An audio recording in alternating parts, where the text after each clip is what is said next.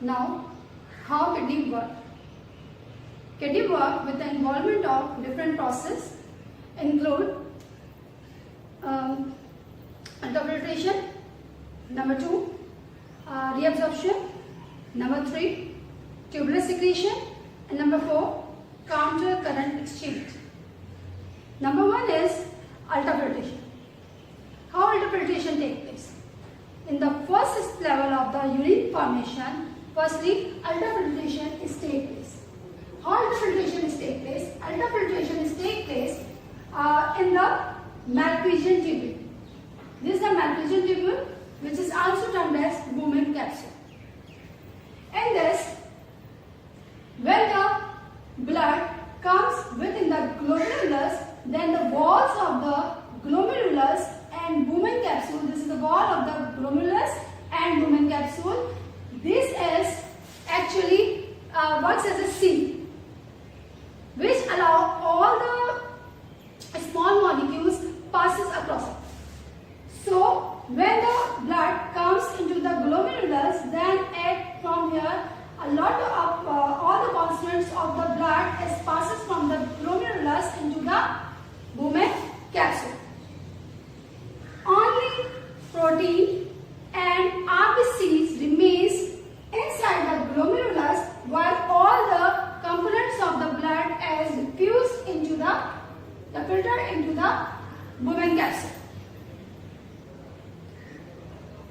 Inside the glomerulus, the pressure is very high because of the afferent and efferent arteriole diameter. The diameter of the afferent arteriole is greater than the efferent arteriole.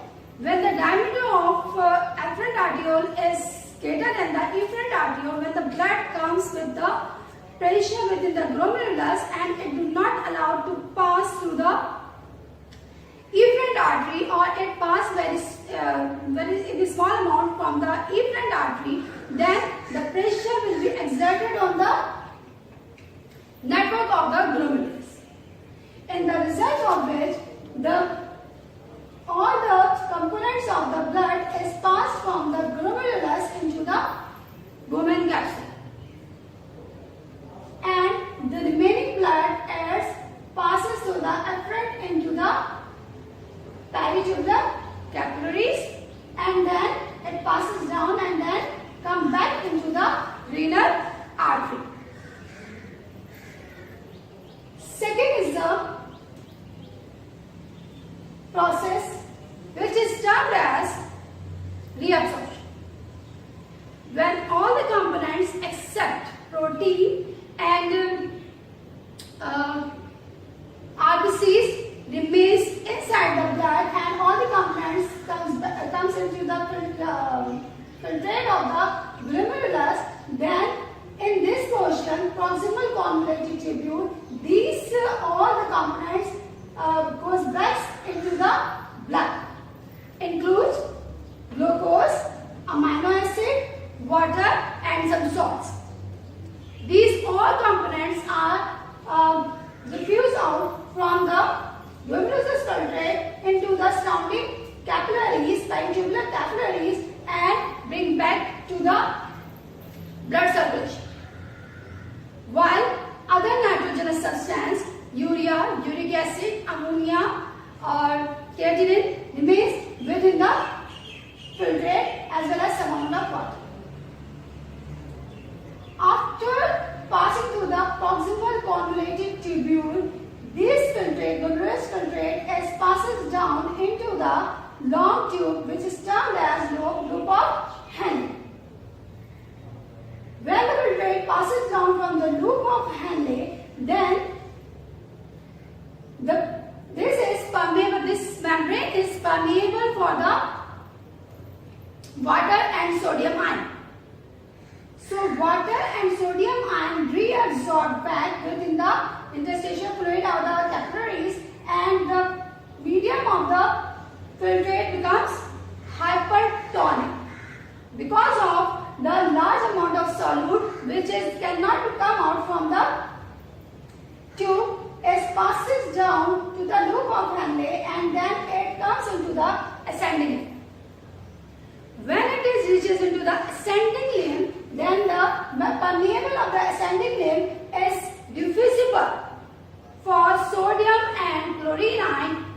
is not diffusible for water. So the medium that becomes here hypertonic again become hypotonic. And when it is passes to the distal convoluted tubule, then the concentration of salt is maintained here under the influence of various hormones, and then the only urine is passes down into the collecting duct, where under the influence of because of the influence of hormone, water is reabsorbed within the interstitial fluid, and a concentrated urine comes into the region which is termed as pelvis. Number third process that is involved in the formation of urine is reabsorption. Reabsorption is associated with the convoluted tubule. The region that is present around the convoluted tubule may contain some amount of nitrogenous waste and toxic substances. These are those toxic substances or nitrogen waste that are escaped during the ultrafiltration of glomerulus. These escaped nitrogenous waste and toxic substance reabsorbed by the proximal convoluted tubule, and then it makes the surrounding free from nitrogenous waste. Then this ultrafiltration passes down along the tubule, and then when it reaches to the distal convoluted tubule, then ammonium ion and hydrogen ion is released into the distal convoluted tubule that is responsible for the maintenance of acid base in the blood.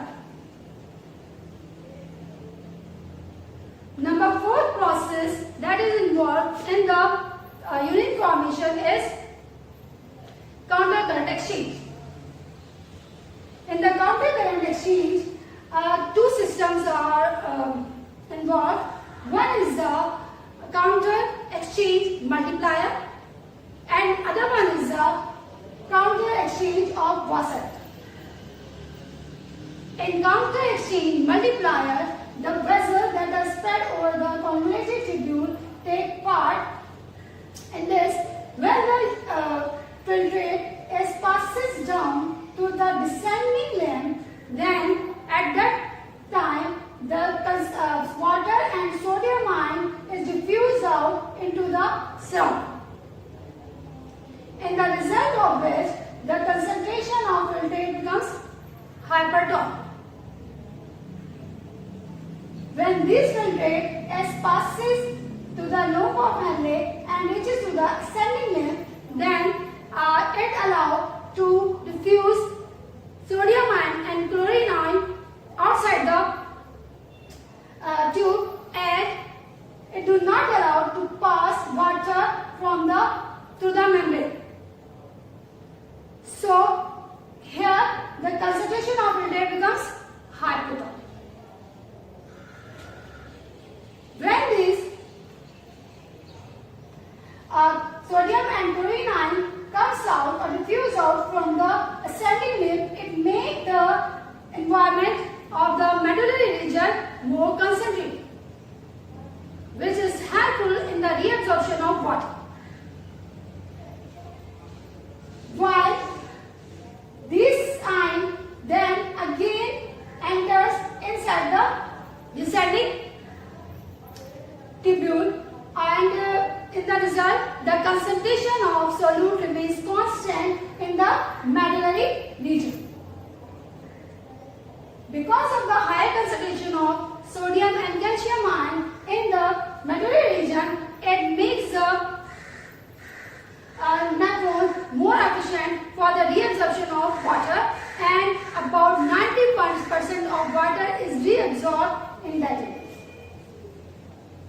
And concentrated urine is passed out from the body. In the formation of urine, hormones play an important role.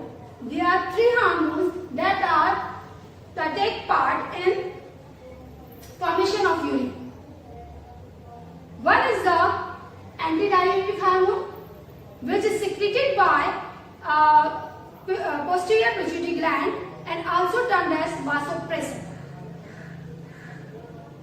It helps to increase osmotic pressure, in the result of which it increases reabsorption of water, and in the result the urine becomes more concentrated.